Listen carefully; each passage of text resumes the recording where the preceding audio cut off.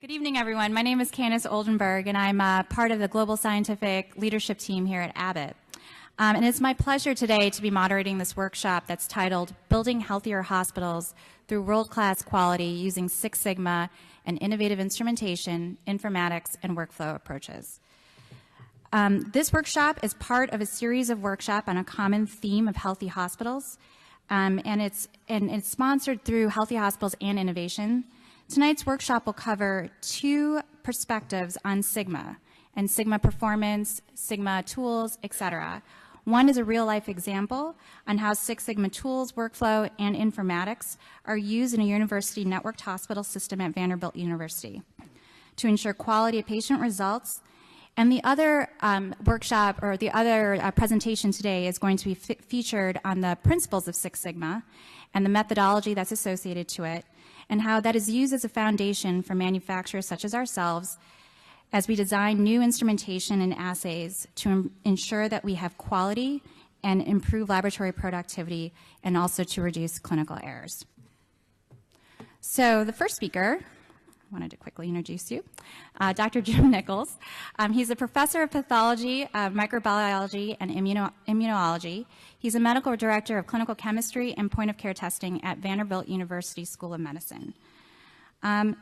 Dr. Nichols comes with a great array of multiple different skill sets, and he comes with a tremendous experience working with quality, reducing patient errors, etc. So it is my pleasure to introduce our first speaker for this evening, Dr. Nichols.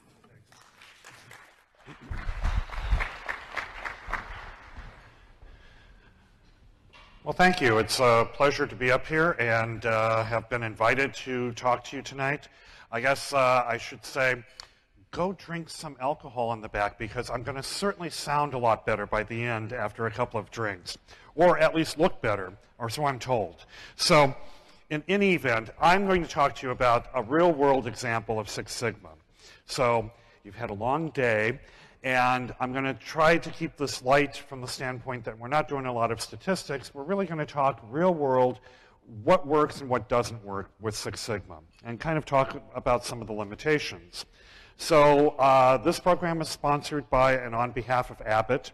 So the content of the presentation is consistent with all the FDA requirements. I'm going to really, in terms of objectives, excuse me, really describe Six Sigma, how we use it, some of the limitations of this, and then talk about some real-world examples of what can affect Six Sigma. So this is Vanderbilt. Nashville, downtown Nashville, and we are actually, I think, in line for the total eclipse next month. We're in the zone of totality. So if you haven't already made your reservations for hotels, they're getting really booked up. Vanderbilt is among one of the nation's premier institutions. It's a world-class enterprise. It's grown over the past about 137 years. We have 21,000 employees, 1,900 students, about 1,400 trainee, resident, postdoctoral fellows. We have a main Vanderbilt University hospital, but then also the Monroe Carroll Jr. Children's Hospital affiliated with us. So we have both main lab adult types of specimens coming in and a lot of pediatric specimens. This is our core laboratory. We are using the Abbott Architect system. But we also have a variety of other analyzers.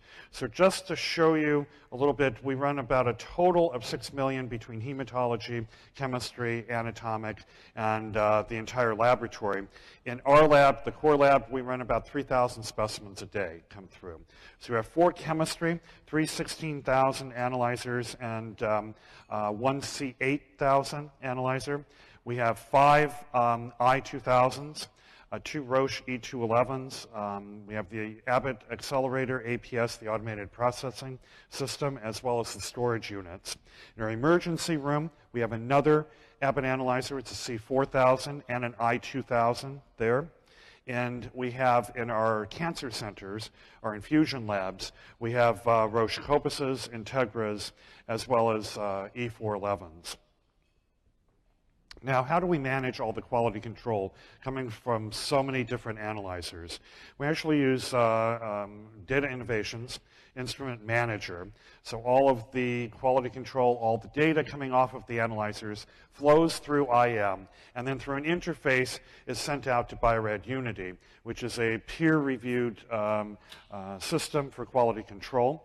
We use this basically to have a pass-fail rules in Bio-Rad Unity that then can shut off the analyzer if we fail, requiring the technologist to go back, troubleshoot, and it also prevents, with the high volume of specimens coming through, prevents patient testing when you fail the QC rule.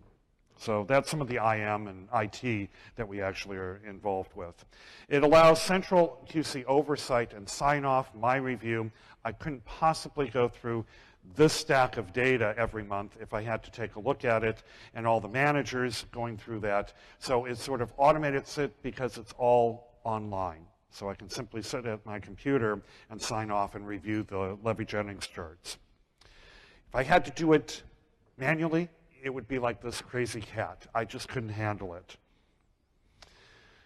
So what is quality in laboratory testing? It's often viewed as synonymous with quality control is often viewed as synonymous with laboratory quality. But QC is really just a component of our overall total quality assurance umbrella. Quality in laboratory testing is really testing that is safe and reliable for physicians. It's the appropriate use of the technology to meet medical needs, and it's test results that can be trusted for medical management. So our lab's reputation as a service to the healthcare system depends on the quality of our test results. What should be the goal for that quality? And we oftentimes talk about Sigma metrics because Sigma came out of the factory mentality, and where you're building products on a factory line, and you pull products off and inspect them for looking at making sure that they meet manufacturer specifications, whether you're building a car, an airplane, or you're doing liquid reagents, and your end product is actually the test result. Works the same fashion. So our quality control is really a liquid, stable sample that has a target value that we can run like a patient sample, and if it's in range, we can then predict that the patient's being tested off that same bottle of reagents, same analyzer, same technologist, is actually reliable and hasn't moved over time. The goal of Sigma metrics really is to estimate the rate of defects in our products. And it was built from a factory mentality of improving customer satisfaction because we're really putting out reliability in the product that we're producing. Six Sigma is really the balance then. It's a consensus for balancing rejection rules against increased cost for improving the quality of the product. So it is a balance with the expectation that you want to reject as few products as possible, but also put out a high level of quality at the end without significant input of cost and resources. So it was adopted and popularized outside of industry into the clinical laboratories in around the 1980s and 90s. What is Sigma performance? It's really estimating defects in parts per million. And we often hear about the goal of industry standard for Sigma is 6 Sigma, which means we have about 0.00034%, or 3.4 errors per million. Now, how do we estimate Sigma? In the laboratory, we're really looking at bias versus total allowable error. So we have to, for any test and analyte, understand what is the total allowable error for that analyte, whether it's glucose or cholesterol or sodium. And we have to look at our bias on our analyzer and our methodology in conjunction with that total allowable error. And then we have an imprecision in there as well, because we know it's not all about bias. We also have variability in our test results. And if I test a sample 10 times in succession, I'm going to get 10 different results. So I'm looking at the spread of that data. So overall, if you look at Sigma, the greater the variability, the larger the coefficient of variation, and in essence, I'm decreasing my sigma because I'm dividing by a larger number. If I have larger bias, then my numerator in this equation is going to have a very large number, and again, give problems in terms of Six Sigma. So, sigma analysis really compares our method performance. It allows us to estimate to an industry standard of excellence, and allows us to reduce errors while improving efficiency. And it helps us develop our QC strategies in the laboratory. But it has limitations as well. I repeated the equation here. You can see it's sigma is total allowable error minus the bias divided by the CV. And it assumes that we have a consensus for total allowable error, which is not true. If you look out there, there are a number of papers and estimates of what is an allowable error for any given test. Glucose, for instance. There's at least 3 different publications that I could cite right off the bat that have different total allowable errors for glucose or cholesterol or triglycerides or whichever analyte. So there is debate amongst laboratory professionals on that number. So you're now seeing there can be variability in the total allowable error. It also requires us to estimate bias. Where do we get that number from? Well, typically we use quality control data. And if we compare ourselves, our performance in our laboratory against our peers, we can get an estimate of our bias against our peers, whether that's a method, whether it is the Abbott analyzers or the manufacturer, or we look to some international standard like NIST, or National Institute of Standards and Technology. So truth can vary as well in this equation. Now CV. CV is often estimated, your coefficient of variation is estimated off of QC performance. You can consider reportable range. Our CV and imprecision varies across the reportable range of our analyzers. So if you're in the low levels of, say, glucose, for instance, down at 40 or 30, you're going to have a different imprecision than you will at 100 or 150, than you will way up at 500 or 600. So your variability, your imprecision, varies across the reportable range. And also, we have to think about, does the quality control that we're using to estimate imprecision, does it really span the entire reportable range? Many of our newer analyzers can report huge reportable ranges, but yet our QC is only at the medically defined decision limits. So if it's not really testing the extremes of your high and low reportable range, you really aren't getting good estimates of imprecision. Then we have to think about human error factoring in here. Outliers. Our system, for instance, Bio-Rad Unity, eliminates outliers automatically. If it's greater than 3 or 4 SD out, it tends to reject that, particularly large outliers. But that's the real world. Somebody forgets and pulls a low QC and runs it as a high QC. That's a real world error that may not be accounted for if we're eliminating that as we calculate our imprecision or our Six Sigma. So Vanderbilt, we use, as I mentioned, Bio-Rad QC data, and when we did our Sigma analysis, we pulled 12 months worth of data, the first 12 months after we brought the analyzers in-house, and we compared it to a second 12 months later, based on really looking at staff turnover, familiarity with that analyzer, comfort level with this analyzer. So did Sigma change from the beginning, the first year that we looked at and implemented over time? And we hadn't really seen this done before. But as I mentioned, there are some limitations to using quality control data to estimate Sigma analysis. Outliers. Extreme outliers are eliminated automatically by Bio-Rad Unity. So when it's calculating imprecision, coefficients of variation, it really is eliminating those wide variabilities. But in real life, as I mentioned, staff make mistakes. So it's better to actually include all of these mistakes in your Sigma analysis. Otherwise, you're artificially boosting sigma. Your peer mean, who are you comparing against? If you're comparing against comparable analyzers, like analyzers, it doesn't consider bias to truth, bias of the method itself. A lot of analyzers, you don't really have truth for them. Particularly as you look at immunoassays, there is no true troponin out there, and every method gives a slightly different value. So it's really hard to estimate with troponin what your true bias is with that method.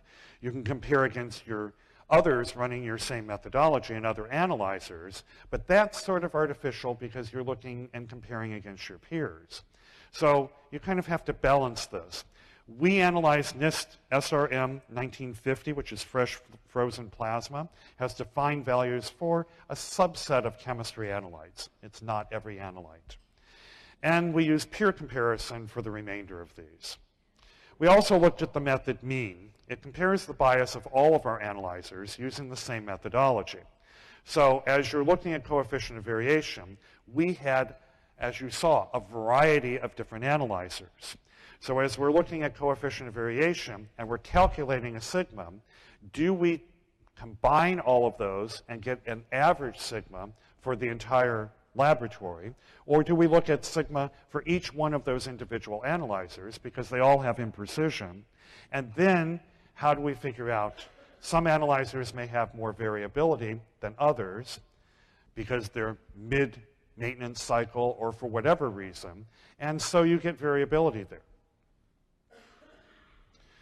We also had some issues when we were selecting total allowable error. As I mentioned, there are multiple sources. CLIA limits is one source you could use, and we looked at our bias again using CLIA. We also looked at a couple of other publications, the Australian standard. We also looked at RICO's publication, a current database on biological variation. And then we also looked at bias against these NIST standards. So here's some examples, just throw out. For a number of our chemistries, we were greater than 6 sigma. Across all of our analyzers, looking at all 3 of the total allowable error limits. AST, CK, trigs, urine chloride, a lot of the urine analytes had very wide limits of total allowable error. So any minor differences we saw between our analyzers were well within the sigma allotments. Others, many analytes generated lower sigma because of the differences between total allowable error. CLIA has a pretty wide total allowable error, if you look at the CLIA limits for proficiency testing, versus RICO's or the RCPA guidelines. So here's some examples I can show you. You can see potassium, and we calculated it at 3 different levels. So here's 2.5, 4.1, 7.6. If we use the CLIA guidelines, we were greater than 6 sigma on all the analyzers. If we looked at RICO's, however, same performance data, same imprecision, now looking at a tighter total allowable error, same bias that we're looking to our peers. At the low level, you can see poor performance, less than 3 sigma. Moderate or marginal performance, 3 to 5 sigmas in the brown, and in the yellow, you're in the good performance, not optimum. It's between 5 and 6. We look comparison now, potassium, to the NIST standards using these total allowable errors. You can see much worse performance here. So again, it really depends on what your standards are in terms of total allowable error that you pick and how you estimate your bias using the same imprecision statistics. Sigma can change. And you'll also notice in here there's a range for all of these. Say for this one, RICO's, using NIST standards at a level of 3.6, we got a 3.6 sigma. But the range on our analyzers was anywhere between 2.8 and 4.1. So we had one analyzer down at 2.8, another that was reading more like 4 sigma.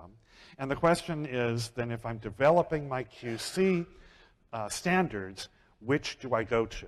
Do I go to the poorest sigma, or do I direct my quality control scheme towards the better analyzer, or hit somewhere in between? So Bottom line, sigma varies with QC levels because the precision changes with QC level. And my NIST performance, even with similar sigma, except at really the high sigma levels or the high QC ranges. Now, sigma metrics, as I mentioned, varied between our analyzers. So it gives us a range of sigma methods. So how do we best estimate performance? Do we shoot for the lowest, shoot for the highest sigma, or go somewhere in between? Here's albumin, for instance. So you can see some of the ranges here in albumin. If I use the RICO standard, which was very tight, I can get into almost negative sigmas, simply because our bias was greater than the total allowable error for that method. But yet, I compare that same performance using CLIA, total allowable error, and I'm greater than 6 sigma. So nothing has changed with the analyzer. The only thing that's changed is my estimate of total allowable error. My bias was the same. My imprecision was the same. So here comes some of the limitations when you start to actually apply this in real world. Averaging your sigmas may not represent the extremes of your performance, and it may overestimate performance of some of your analyzers, underestimate some of the others. But one thing that did surprise us was that sigma metrics were fairly stable over time. You can see here in 2014 versus 2015, not much change for cholesterol, except maybe up here, and that was at 5.9, almost 6 sigma for cholesterol. If I compared it to NIST standards, even with CLIA, RICOS, or CPA had tighter total allowable error, I was still reading in the 4 to 5 sigma range. That was in 2015. If I look at urine creatinine, for instance, 2014, I actually performed a little better in 2015 using the same standards. And you can see GGT here wasn't great. There are no CLIA guidelines. It's 3 standard deviations to your peer group, but there's an absolute level for RICOS and our CPA. You can see that between 2014 and 2015, our performance actually improved. Now, was that because the manufacturer changed the methodology? No. This was simply because of the way our operators were handling the quality control and managing the analyzers. So improvement in performance. So that really gives me one of the limitations here as you start to look and use Six Sigma to design your quality control specs and op spec charts. You have to really consider variability between the different analyzers, differences between the reportable ranges or across the reportable range for your CVs, low range versus high range in precision, your source of your total allowable error, and how you're calculating and estimating bias, as well as the drift in sigma over time. So it brings me back to really sigma is just a tool. It has its limitations. It can really help you figure out how your lab is performing, but you also have to take into account some of the limitations of this. In practices, your lab really needs to set up a quality control plan that works for you. It may not be the same for me or for somebody else. It has to work in your setting and your operations. And I want to give you some real-world examples here. Let's talk about the need for quality laboratory testing. Some of you may have seen these statistics. Laboratory testing influences more than 70% of all medical decisions. And we conduct about 7 billion laboratory tests in the US annually. I would argue, with 7 billion tests being conducted, if we set our standards at 6 sigma, that's 3.4 defects per million. This means that we're releasing close to 24,000 incorrect laboratory tests annually in the US. When you think about a laboratory test, we're not building cars, we're not building airplanes, we're not building iPhones that you can throw away a defective product and replace it. We are talking about a laboratory test that can lead to misdiagnosis, can lead to mismanagement of the patient, or lack of a diagnosis. So incorrect cancer diagnosis, missed heart attack, virus contamination in a blood product. What if that wrong test result belonged to you, a family member, or a friend of yours? You wouldn't want that to happen. So we really need in the laboratory to go a little bit beyond 6 sigma. We need to really seek towards 0 defects in the laboratory. And that should be our goal. Not just Six Sigma. Six Sigma is excellent performance, but we need to go better than that and stop errors from actually reaching the patient. So enhance our detection mechanisms as well as improve the reliability of our test. To do that, we need to understand our processes, our weaknesses in our processes, and develop strategies to stop, catch, and prevent errors before they leave the laboratory and get to the patient's medical chart. So some QC strategies. How do we manage this number of analyzers, all performing glucose, all performing cholesterol, all performing the same test, knowing that we have different performances, slightly different sigmas amongst the different analyzers? 2 strategies here. I can set up quality control ranges based on the performance of every single analyzer. So if I have one analyzer doing 6 sigma, another analyzer at 4 sigma, I can set up my QC strategy geared towards each individual analyzer and how it's performing in real time.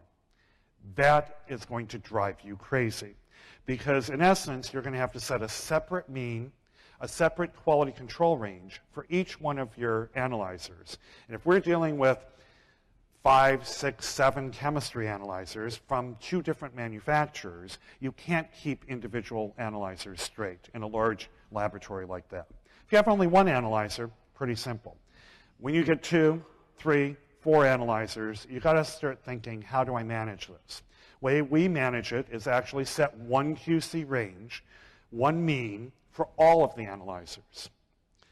Now, knowing some of these analyzers have biases to each other, none perform exactly the same because you may be on a different lot of reagent, slightly different calibration cycle, slightly different maintenance cycles.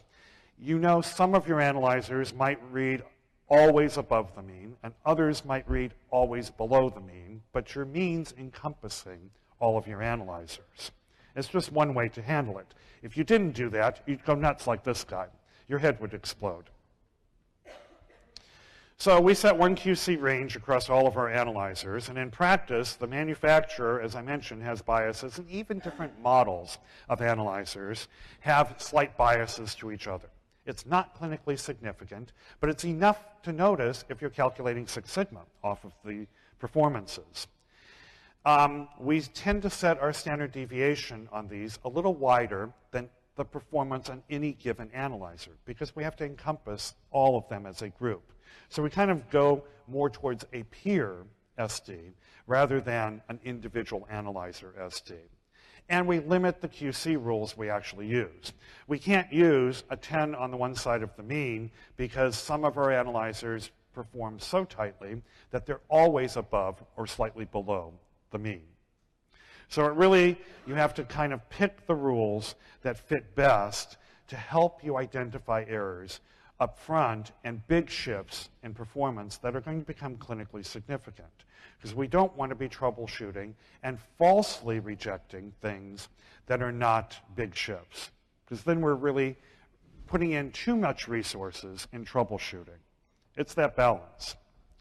The other issue that I always warn my techs is don't over-rely on IT.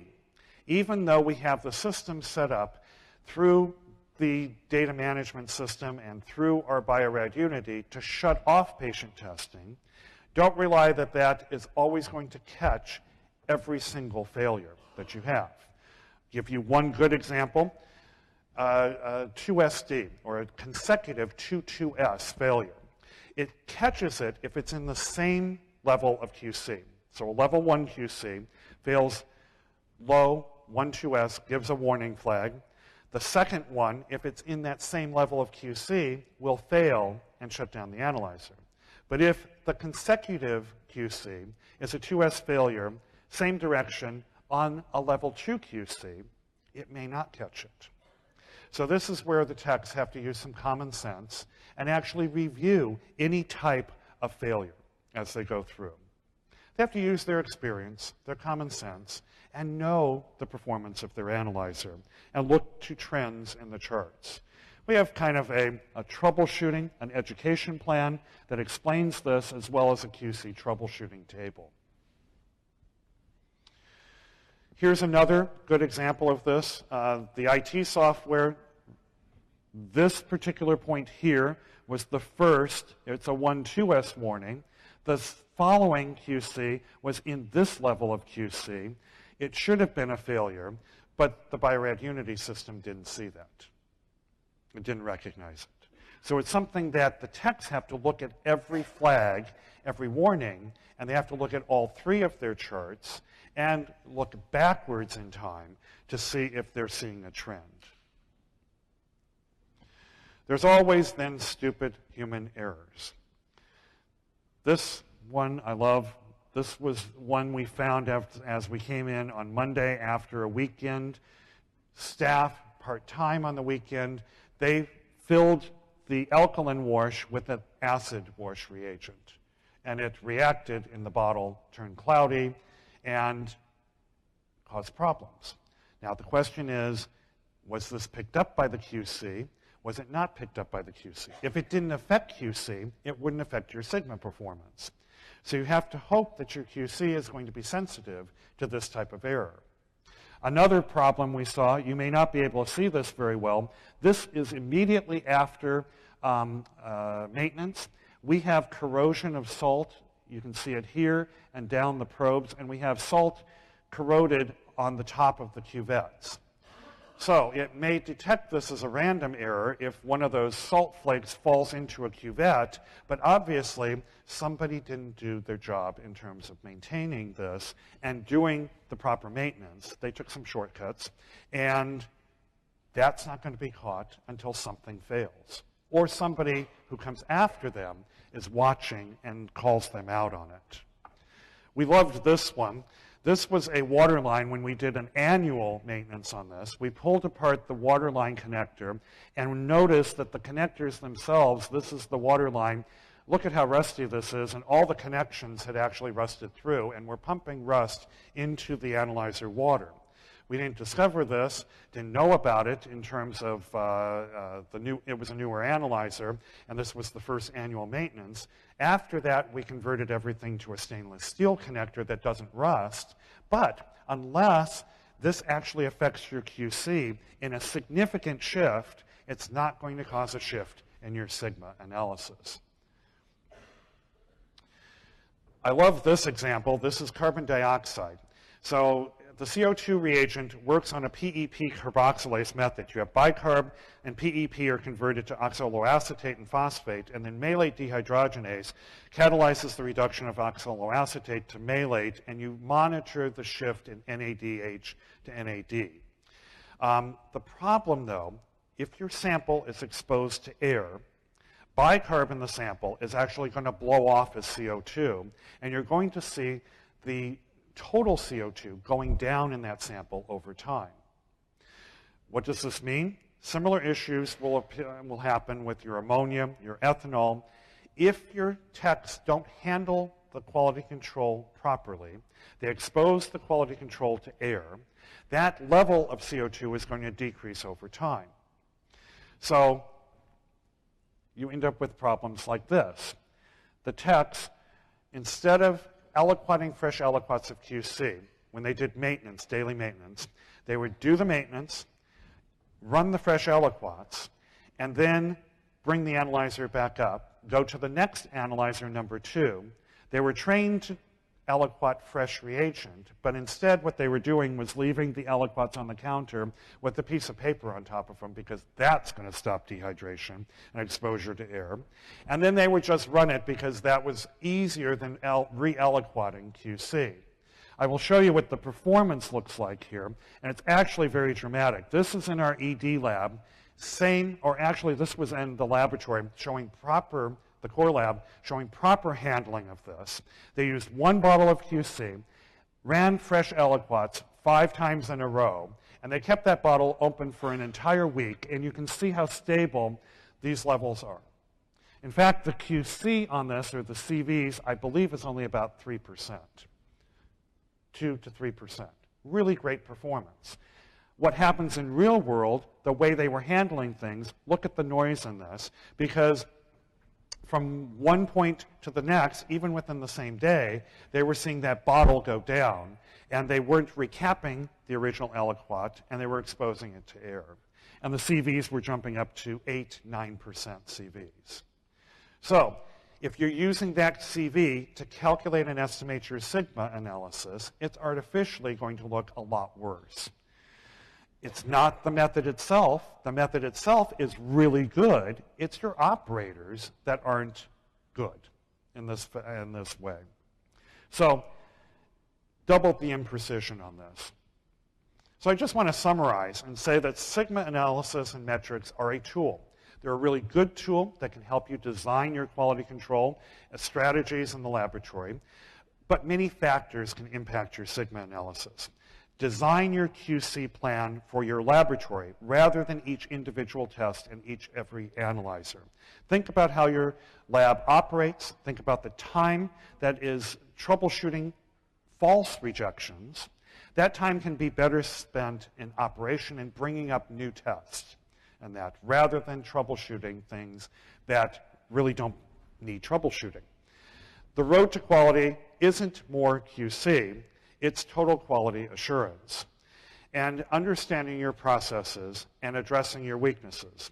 Just like the CO2 I said, understand the process, understand what's affecting bad performance, and addressing that up front rather than just allowing it to go on. Standardizing the workflow as well. Better quality can be achieved through consistency, uniformity, and having everyone do the same tasks the same way every time. Use common sense more than anything. I'll leave you with that. If you try to do more, you're just going to get very stressed out. So, thank you.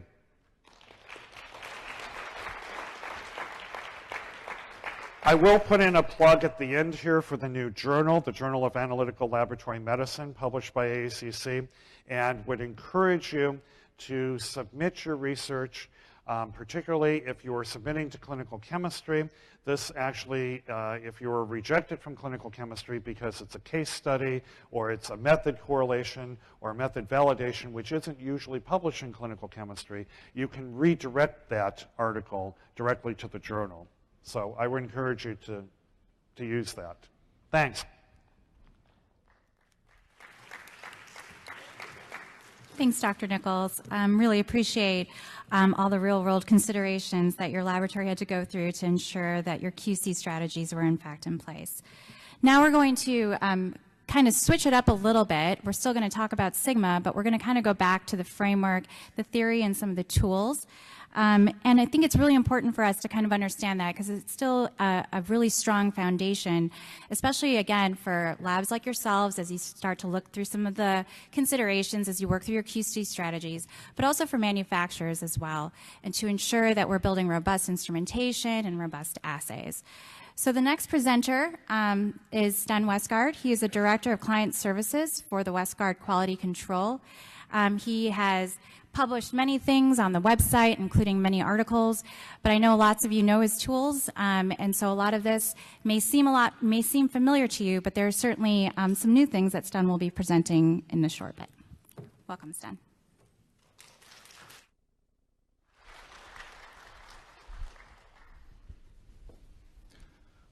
Thank you, Candace, for that wonderful introduction.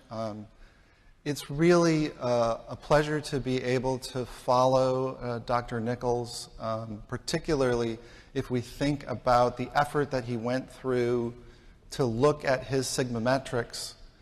It is very rare to find a laboratory that's willing to test the trueness of their methods by actually acquiring NIST standards. It's almost unseen in the literature to find a lab that's been able to say, this is my true bias. And similarly, the attention to detail that Dr. Nichols has paid to his application of Sigma metrics is really, it should be inspiring to all of us, because if you, it shows that you can take a concept and bring it into the real world, and with enough effort, you can implement it. look around, look around. How lucky we are to be alive right now. It is always tempting to be exasperated by the world's complications. Reality is messy. The things that are happening today in our world we might not have expected. We didn't expect the level of challenges that we face, despite all the advancements. We are in a period, I sometimes despair because I know my father lived in the golden age of laboratories. He lived in the era where there was a time when labs were profit centers, where you could spend, as the hospital would come to you and say, don't worry about the budget, this is a blank check, do whatever you need to do. And that tide has changed. We are now a cost center. We are now being squeezed and squeezed and squeezed. And we have leaned ourselves to the bone. We have cut as many things as we could possibly cut. But the road out of this is not by cutting ourselves so thin that we bleed to death.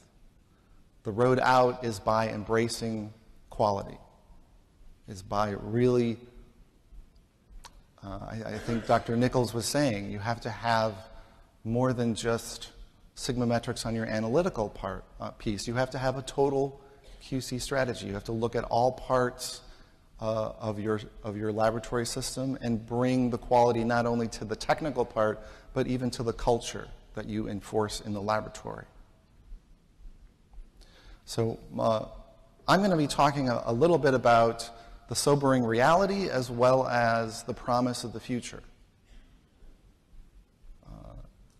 We are often kept in the place of an information asymmetry. We deal with manufacturers that have lots of data about their performance, but they are unwilling to share. I recently came across a new Chinese manufacturer, and I asked them, could you tell me the CV and bias of your methods? And the reply was, oh no, that's secret. We can't tell you that. But we have an excellent brochure. Please, how many of these do you want to buy? And while that may be an extreme example of how manufacturers deal with potential customers, a lot of manufacturers deal in the same way. They give you great marketing, they give you large booths, they give you shiny lights, but they don't give you the data. We would like to see performance data the moment an instrument is launched. And it is discouraging that some manufacturers may only spend one day giving you a within-run in-precision estimate of the instrument that they just designed for 5 years. We want more confidence in what they are providing to us, and we want more data. Now, I have to give the same disclosure that Dr. Nichols did. I am here with the generous support of Abbott. I could not be here without their help.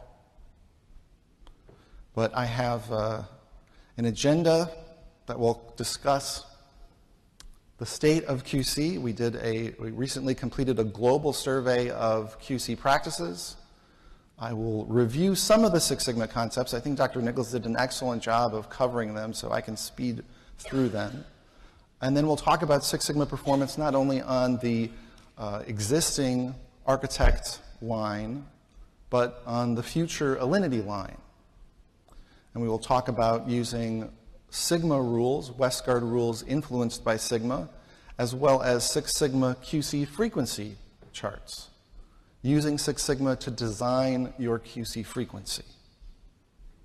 So this is the second disclosure that I am required to do. This is required by the big man himself. I must say I am only a Westgard. I am not the Westgard. And this is literally true.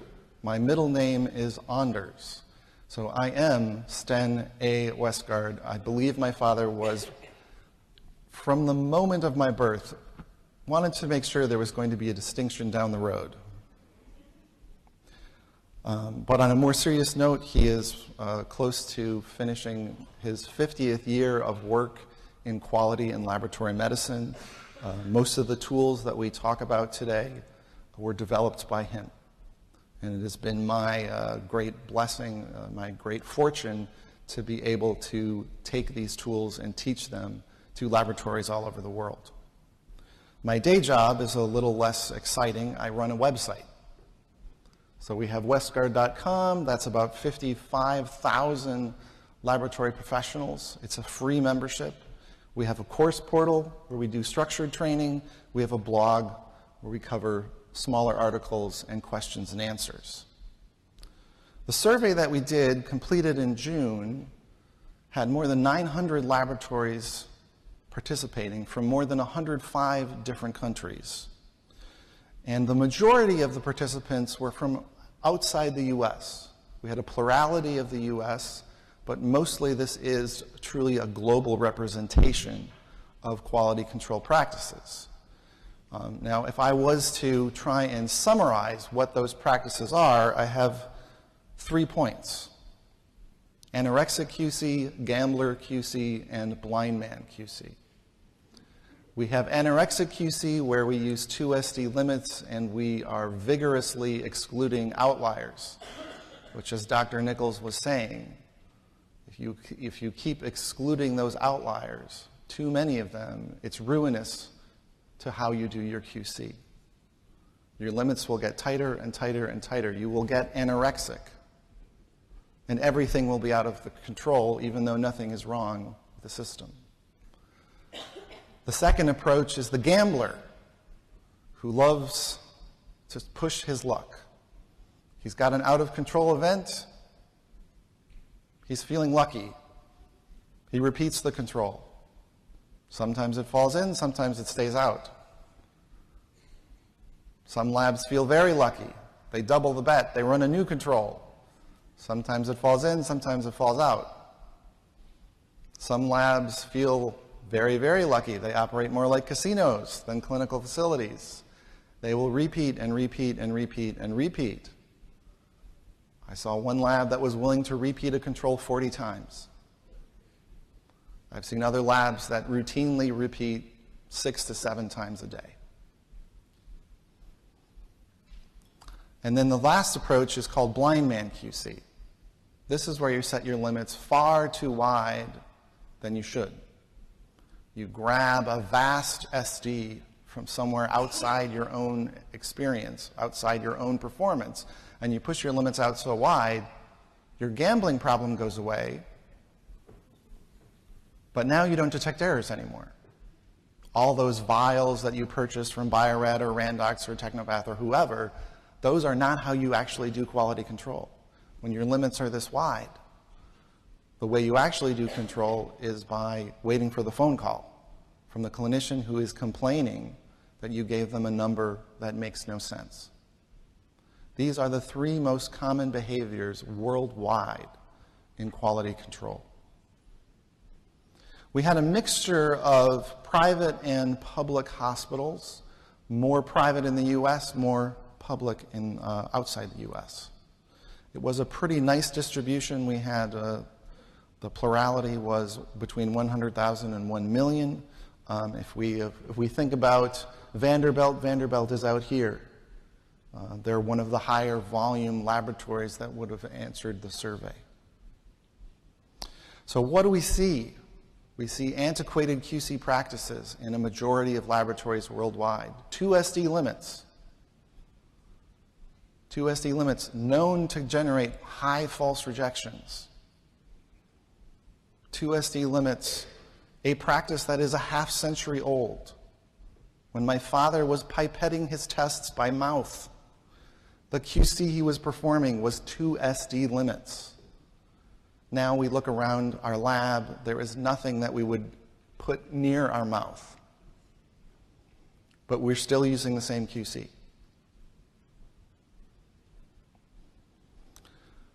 Now here's an example of the blind man QC problem. We have an Levy-Jennings chart with the SD set at 0.15 milligrams per deciliter, when the actual SD is only 0.04. So their 1 SD line is actually a 3.75 SD line. You see that those dots, and they look more like a string of pearls across your chart. And that looks wonderful, but it's not true. It's an illusion. You have just faked your own QC. Westgard rules are still alive and well. About 3/4 of labs worldwide use them.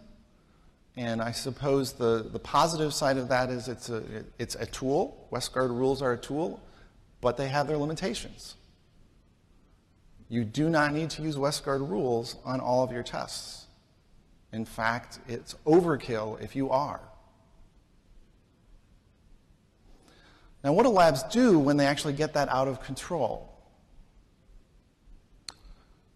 The survey did find that for a majority of those labs, the most common response is they actually troubleshoot. They try and figure out what's going on. But just behind that, by 0.1% is, oh, we repeat the control. So we have the repeat the control is this, and then run a new control, that's this, so that is 60% of labs. Oh, if the repeat is out, we just run a new one. And then 20% of labs will say, oh, we're going to repeat the new control. And then paradoxically, 3% of labs were completely honest and they said, oh, we just repeat the control until it falls in. How often are labs seeing QC outliers? 1 out of 3 labs have out-of-control events every day. I was recently in a lab where they said they have 4 to 10 out-of-control events every day. If we had fire alarms going off in our hospital in 4 to 10 rooms every day, that would be unacceptable. But we have grown to think, oh, if we get daily out-of-control events, that's just how the system works. That's acceptable. We need to unlearn that habit, that acceptance. And what happens when we get too many out-of-control events, and we're just deluged by them, this is known in other areas of healthcare. It's called alert fatigue. And here we'll see that 1 out of 10 labs will actually ignore their own QC and report the results. They will have an out-of-control signal, and they will kick the numbers out the door. They just made their turnaround time, but it doesn't matter to them that they had an out-of-control flag or signal. So our current QC practices are actually corrupting our own trust in the QC process. And then of these labs, many of them believe they have 5 to 10% false rejection or even higher. Ruinously high false rejection rates. If we had defect rates that high in many of our other processes, that would be considered unacceptable. But we have taken it and just accepted it within our analytical quality.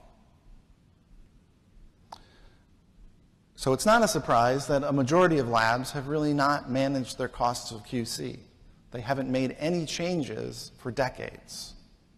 Maybe the biggest change they made was back in the 1980s when they adopted Westgard rules. But since then, they may not have made any changes at all. So just to total up the sobering reality, we have control. 1 in 3 labs out of control every day, 1 in 5 labs repeating controls 5 times, 1 in 10 labs reporting even when they're out of control. Now, interestingly, in the US, it's about 1 in 28 labs. In the US, that's very, very low. This is the global, so outside the US, it is much more common that labs are going to report results even when they've got a QC failure. Now, here's the good news. We can overcome all of these challenges.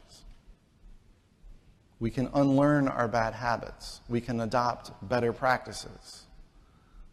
The Six Sigma is a tool that can help us get there. So again, we have Jim to thank.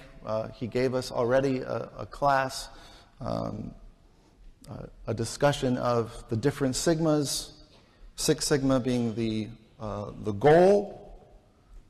Now, if you wanted to go to 7 Sigma, there are tables that will tell you how many defects that is. You will get down less than 3.4 defects per million. You can go to as high a Sigma as you want.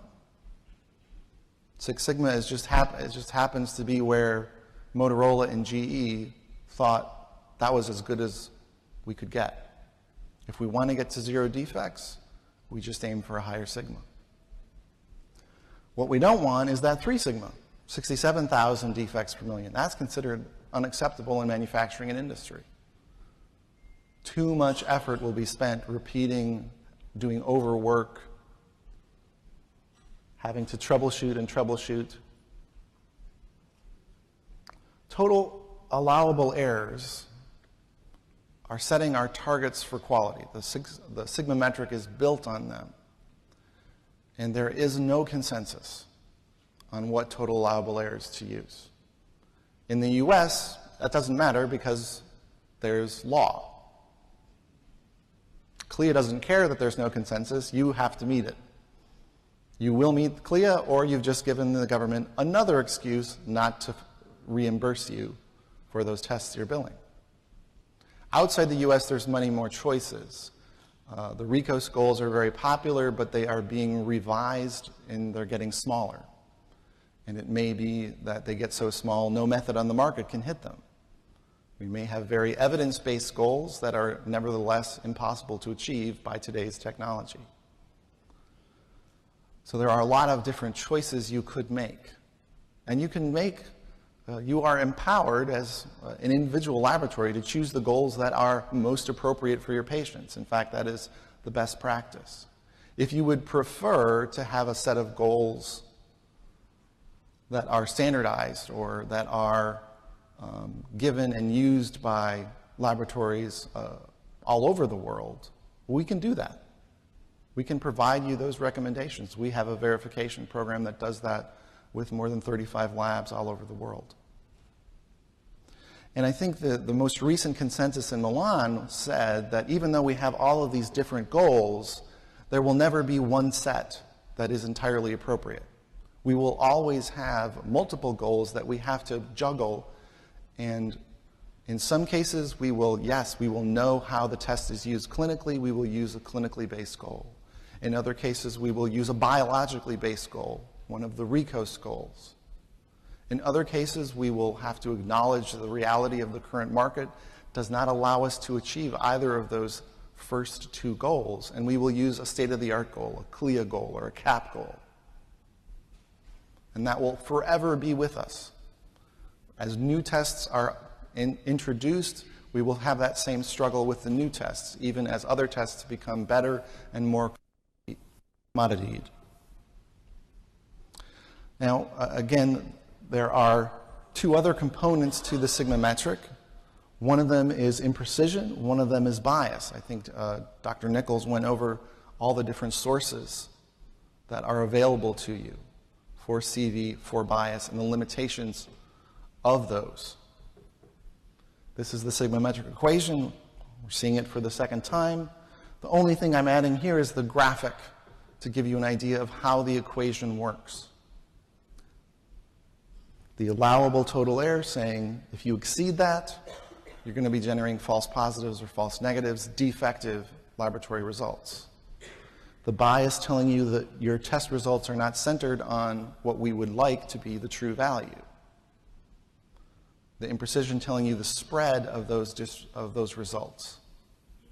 And when you know that shift in that spread, you know where this curve is going to go, you know at which point it will exceed the allowable total error and you will start generating defects. So just a quick example. So this is from internal Abbott data that they were willing to disclose on the new instrument, the new Alinity instrumentation. If we want to look at cholesterol, CLIA has defined you have to be good within 10% of the true value. Total precision is 0.96%.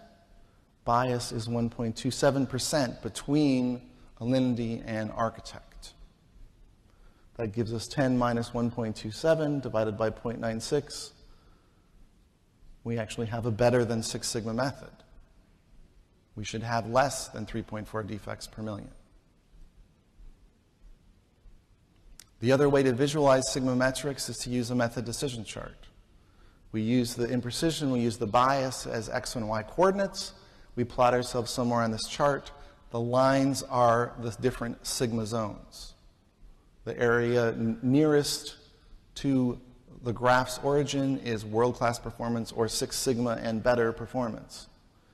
5 sigma excellent, 4 sigma good, 3 sigma marginal, 2 sigma poor, less than 2 sigma unacceptable. Think about it as a target. You want to be as close to that bullseye as possible. That means you have fewer defects and more confidence and reliability. As you have more imprecision, as you have more bias, that's more defects. That's more noise. That's more uncertainty. And out here, you're confusing a clinician. You're not helping confirm a diagnosis. So here is data. This is from Architect. This is an existing customer who's had 7 years of performance. And like Dr. Nichols found with his architects, performance year to year was steady. If we look at year 1 and we look at year 7, we have pretty much the same performance. Now this is the IA, this is the immunoassays. So we have, immunoassays are a little more challenging. You don't see as many bullseyes. You tend to see more 4 and 5 sigma performance. This is the new. This is what Alinity will bring you. Here we have 13 different immunoassays, and we see now we have more bullseyes. We have more 5 sigma assays. We have fewer 4 or 3 sigma assays. There's a full poster that will be up tomorrow that details that particular set of performance data. Here's the chemistry from Winchester Medical Center. Again, this is year 7, which is essentially the same as year 1. 25, 23, 26 assays, and you see a majority of those are bullseyes. You see some 4 sigma, you see some 5 sigma, but the vast majority are bullseyes. This is what Alinity will bring you, more bullseyes. There is a poster in tomorrow's session that will have the full details of this performance. They do not give awards for analytical excellence. If you think about all the different awards that will be given at this convention to individuals or companies or so forth, no one gets an award for analytical excellence, for Six Sigma performance. If they did, this is what you would see as the winner. Now, this is how we've incorporated Sigma into the Westgard rules. Here you have your very familiar Westgard flowchart, but down at the lower end you have the Six Sigma, the different values. For Six Sigma, you actually just go to a 1-3S rule. If you go to 5 sigma, then you use 3 rules, 1-3S, 2-2S, R4S. If you have 4 sigma, you go to 4 rules. If you have 3 sigma, you have all the Westgard rules. If you're below 3 sigma, the Westgards have run out of rules. And now we'll need Dr. Nichols' rules and Candace's rules and anybody else's rules. Every rule we can throw at that method, we will need. The other thing that you'll note is our most modern recommendation is don't use the 2S warning rule.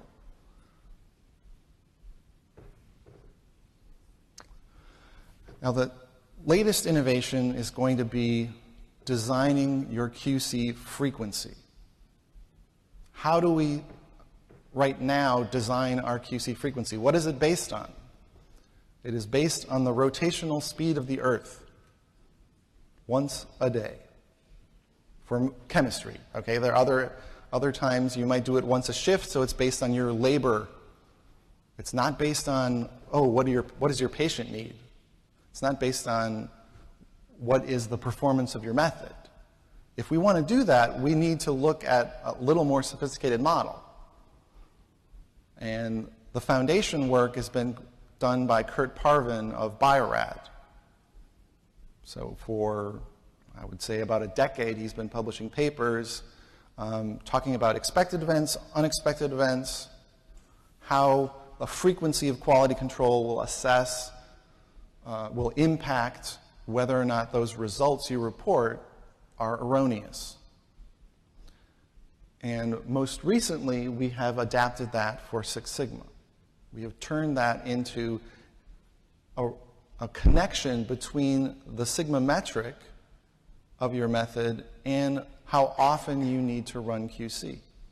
Or, in this particular graph, this is a paper that's in press, how many patients you will expect will be impacted by an out-of-control event. When you're out of control, how many patients do you expect, how many patient results are at risk? If we simplify it, we could have a Six Sigma QC frequency nomogram. And it's a little distorted here, but these are the different QC procedures you could be using. This is your sigma metric scale, and this is how often you would run QC based on your patient volume.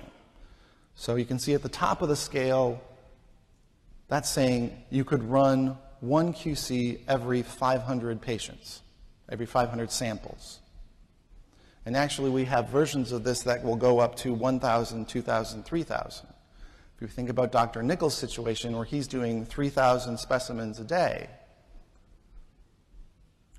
could we be getting to the point where we could actually justify he only needs to do QC once per day?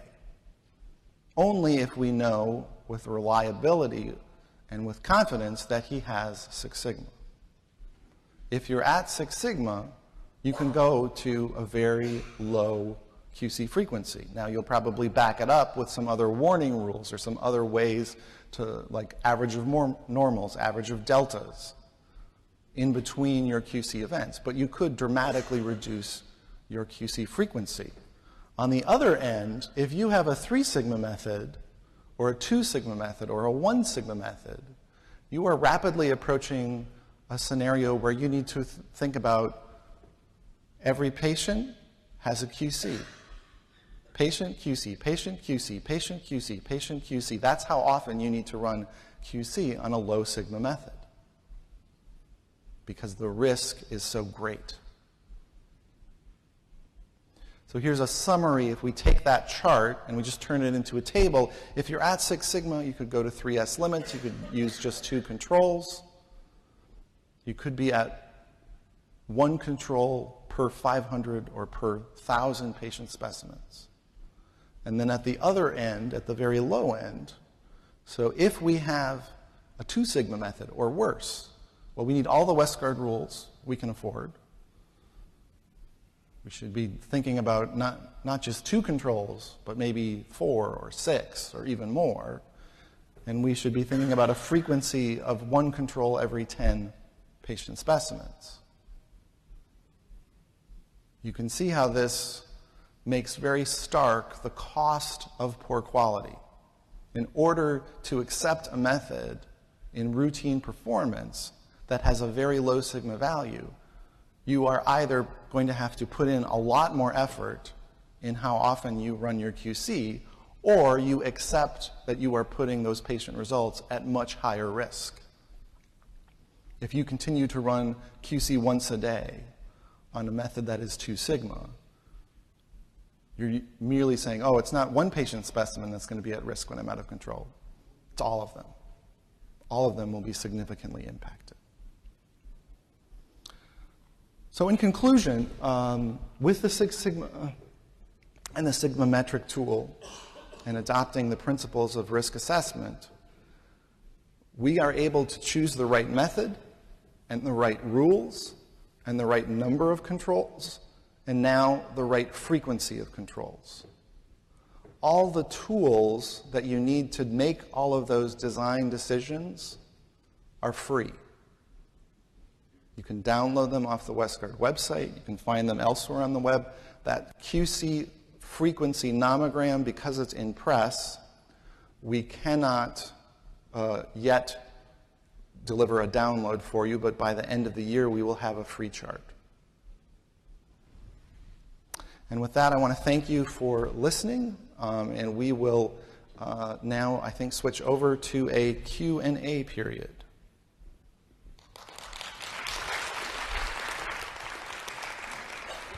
Thanks, Den. Can you turn on the mic? Okay, great. Thanks, Den. And really appreciate, oops, I'm going to go back. Let me just black that out. I really appreciate you going through and walking us through some of the tools that are available, as well as some of the data on our new instrumentation. We do have mics available in the room if anybody has any questions. So right now there's your opportunity to ask any questions to both our speakers. Don't be shy. Well, I'm going to start off with a question. All right. So Dr. Nichols, you are the first. Based upon your experiences, what do you think are some of your biggest challenges in the implementation of some of your QC strategies? I think clearly it's not necessarily analytical performance of the device. It clearly is the operational aspects. It's the operators, it's the way they handle QC, it's the way they handle the reagents on the analyzer. It's the human error aspect. Okay. Yeah. And even through some of the training and things like that, do you see that there has been some improvement over time as the Yeah, as I operators was have showing gotten with used to it? several of those analytes, you can see improvements in Six Sigma, but that's because you're seeing improvements in the CVs of these methods over time. It's not that the bias has really changed. It's the imprecision, the variability in there. Wonderful. Okay, Sten, I was going to ask you some questions with regards to how do you see a lot of your tools with regards to Sigma and some of the tools that you have available online. How do you see the role of informatics as that may be playing a part in a lot of the core lab strategies today in terms of developing some of their QC strategies as well?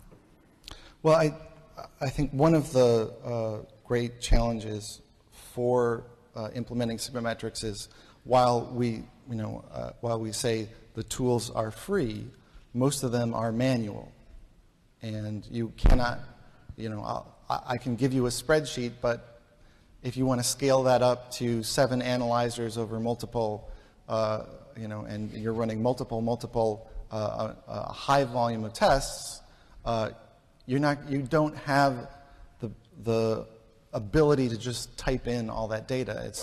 It's not really a solution. If you're a high volume lab like Vanderbilt, you have to have the informatics piece to capture the data and process most of it and automate that Sigmametric so that it's not something you're doing, you're having it done for you. I think Vanderbilt is a great example of that being done.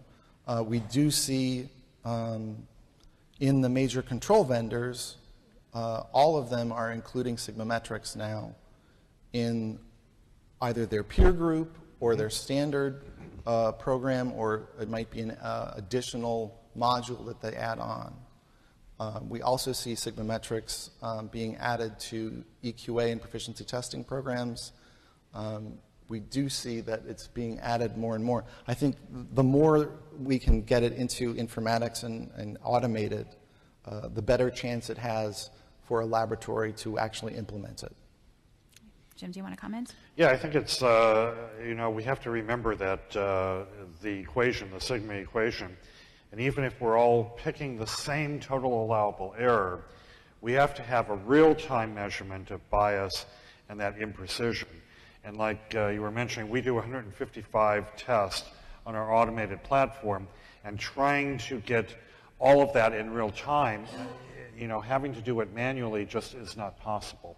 So you have to use IT types of alternatives that sort of will gather your real-time imprecision, look at biases against the peer, and be able to do this. But even that tends to be a little bit retrospective, because the peer reports only come out monthly from a lot of the QC. I think we, just keep in mind the whole quality assurance umbrella.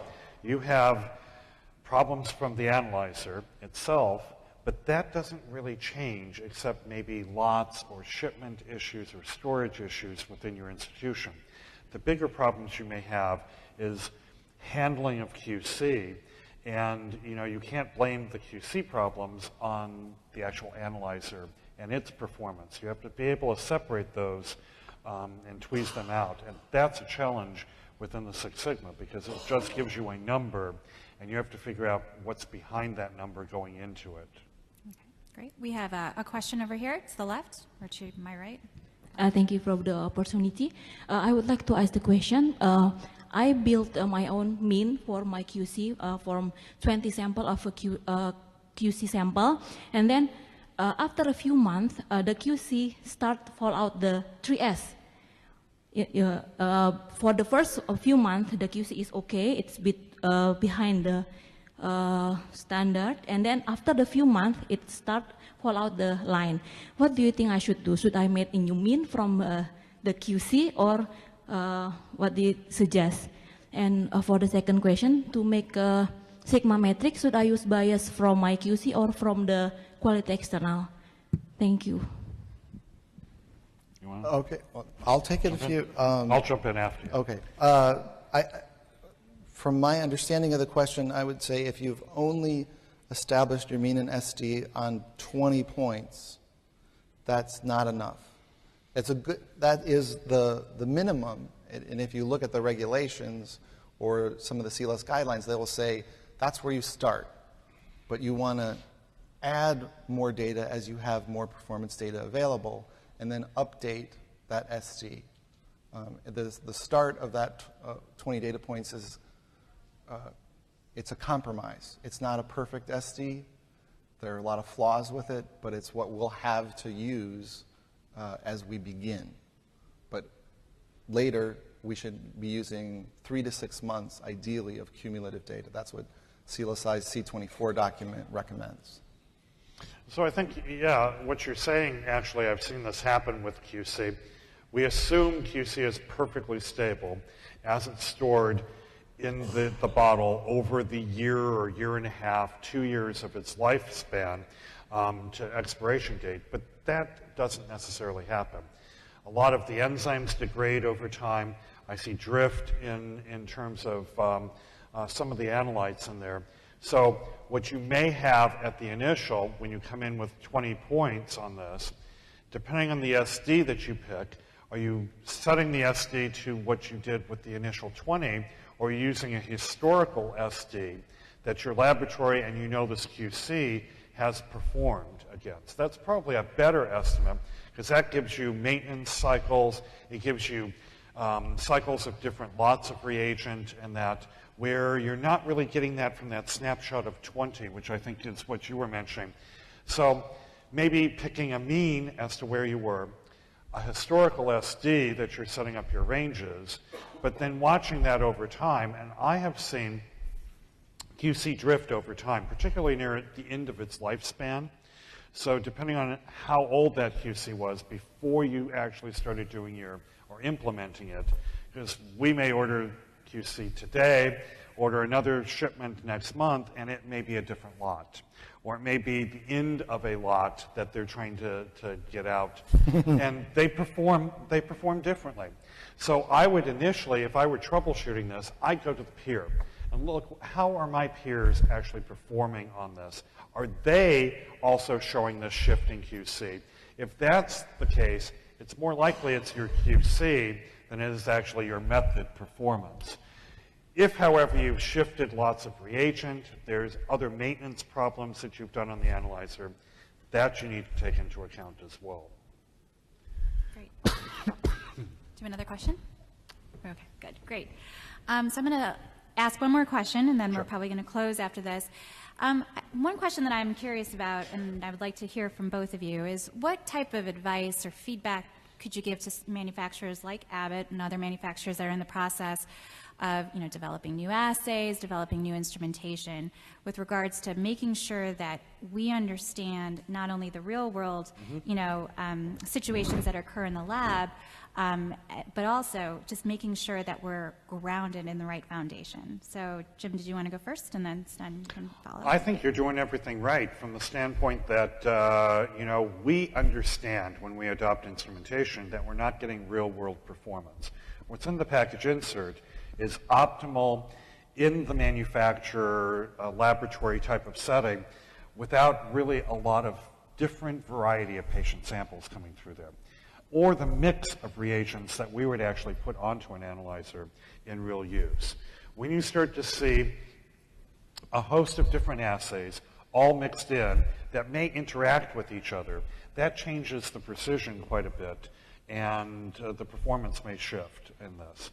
So I would say the best thing that a manufacturer could do is put it in the laboratories, compare it in real-world settings with the mix of analytes that people are going to actually be using and implementing, rather than in isolation in your laboratory and saying, this is how sodium performs when I just put sodium on the analyzer. Wonderful. Thank you. Sten, do you have any comments? I would say Jim answered that so excellently. I'm speechless. I don't think there's anything more I could say, but I'll go ahead and say something anyway. One of the things that the manufacturer has to do is they have to confront the same challenge and the same the same fact that Jim brought up. That what is the goal for quality? When you design an assay, you're going to have to pick a goal. And the manufacturer has to make that choice and not decide, oh, I'm just going to shop around and find the biggest goal. And I'll hit, and which usually is a German Really-Bot goal.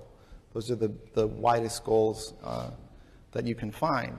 But instead, try and find something that is maybe not the biggest goal, but represents at least a realistic goal.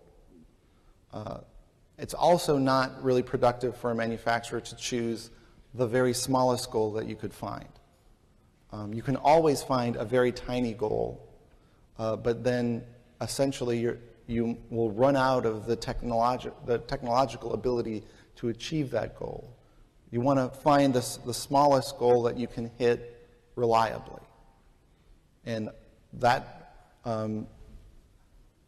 probably means you may not even look at some of the resources. You're going to have to figure out what is the technology capable of at this time. Okay, well, great. Thank you guys so much. Just a few other housekeeping rules. Just please make sure you fill out the evaluation form. Your comments and feedback are extremely important to us, so just take a minute to do that as I close this session out. Here is the PACE and accent credit information for all of you that are interested in continuing education. This is also available in the form as you walk out this evening. And a couple more things.